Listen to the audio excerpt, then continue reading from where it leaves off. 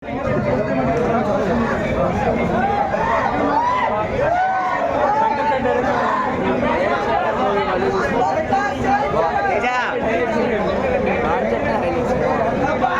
ఎలా ఉన్నాయి?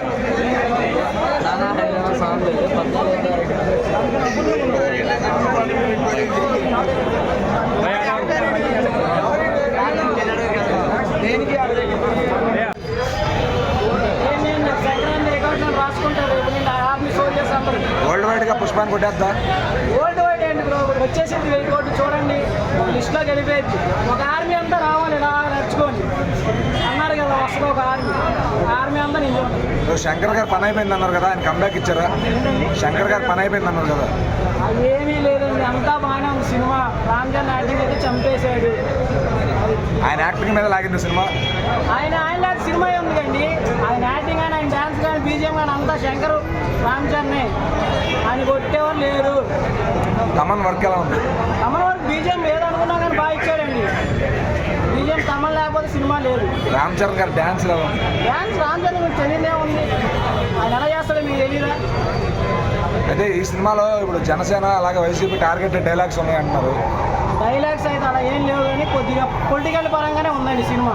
వైసీపీని టార్గెట్ చేస్తూ జనసేన డామినేట్ ఏం లేవు, సినిమా బాగానే ఉంది.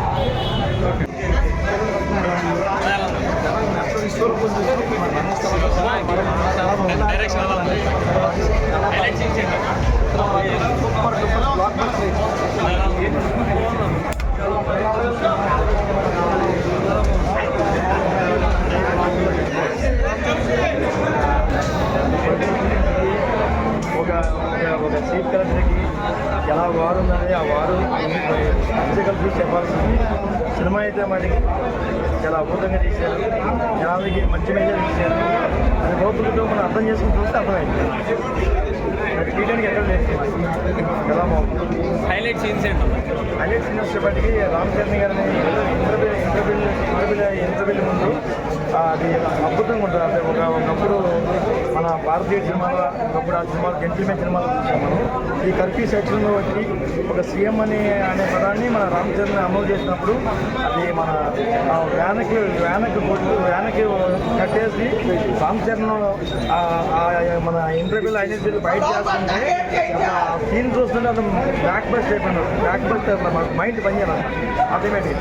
అదే టైంలో ఇంటర్వ్యూలు బ్రేక్ రావడం, ఎన్నికలు ల్యాండ్ అవ్వడం, సీఎంగా మళ్ళీ అమలు చేయడం, మళ్ళీ అట్లా చెప్పడం అసలు అర్థం కావట్లేదు. ఎలా చెప్పాలని అర్థం కావట్లేదు. జనసేన అభిమానులకి ఫీస్ట్ ఉండబోతుందా? జనసేన అభిమానాన్ని పక్కన పెట్టినా కానీ ఒక పొలిటీషియన్స్కి ఒక మెసేజ్ ఇచ్చారు. ఒక రియల్ హీరో, ఒక రియల్గా చేస్తున్నప్పుడు డిప్యూటీ సీఎం గారు ఎలాగా రాష్ట్రంలో పరిపాలిస్తున్నాడు, అది పరిపాలిస్తున్న మెసేజ్ ఎలా ఉంది, ఒక చీఫ్ కలెక్టర్ని ఎంత పవర్ఫుల్గా ఉండాలనేది మంచి మెసేజ్ ఇచ్చాడు. చాలా బాగా చూపించాడు. జనసేన కానీ టీడీపీ కానీ ఏదైనా కాకుండా ఒక పొలిటీషియన్కి ఎలా ఉండాలో చూపించారు. అది ఆ పొలిటీషియన్స్ అనేది అలా ఉంటే, ఆ పొలిటీషియన్స్ అని అలా ఉంటే మన రాష్ట్రం బాగుంటుంది, రాష్ట్రంలో ఉన్న ప్రజలు బాగుంటారు అని మన ఓటేసే ప్రతి ఒక్కరు కూడా ఆలోచించి ఓటేసి మనం అర్థం చేసుకోవాలి. నాయకుడు ఎలా అర్థం చేసుకోవాలి. చాలా బాగుంది, బాగా తీశారు.